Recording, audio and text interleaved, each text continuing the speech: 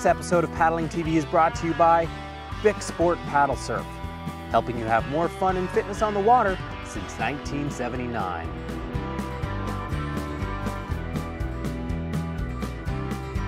For more information, visit bicsup.com. One of the great things about stand-up paddleboarding is that because we're standing up, we're able to walk around and move freely on this board, which is something you just can't do in other paddle sports. In this segment, we're going to talk about a few of the key stances, and we're also going to discuss some tips for staying balanced while you're walking around and moving on your board. The first stance we're going to talk about is what we call the neutral stance. This is the stance that you start off with as a beginner, where both feet are pointed forward towards the nose of the board. This is a great position because it allows you to paddle effectively on both sides equally. If you turn your toes towards one rail and also step back ever so slightly with one foot, this really allows you to rotate your hips and shoulders towards that side of the board.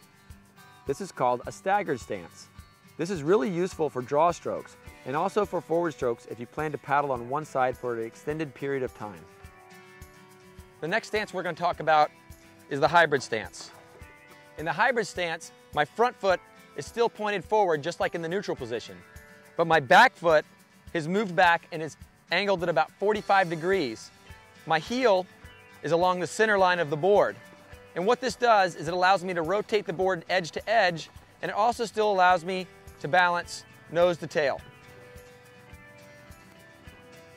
From the hybrid stance, I can go into what's called a full surf stance. As the name suggests, this position is great for surfing waves, but it's pretty unstable on flat water because you don't have any forward momentum. Now that you have a few stances to try out, here are some tips that will help you stay balanced as you move around on your board. First off, you'll want to keep your knees slightly bent, your back straight, and think about keeping your head centered over the board as you move around. The simplest way and most stable way if you're new to the sport of stand-up paddleboarding for moving on your board is using your paddle as a point of contact. Once that paddle is on the board, you can actually put a little bit of weight on it and move your feet one at a time, forward or backwards on the board. The next, a little bit more advanced technique is actually to hop. In this technique, I'm unweighting both feet at the same time and just slightly lifting them off the board. Another way to walk on the board is by shuffling my feet.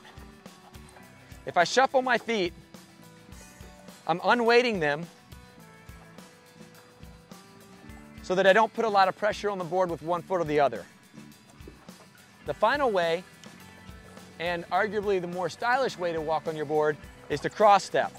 In this technique, we're crossing our feet over themselves.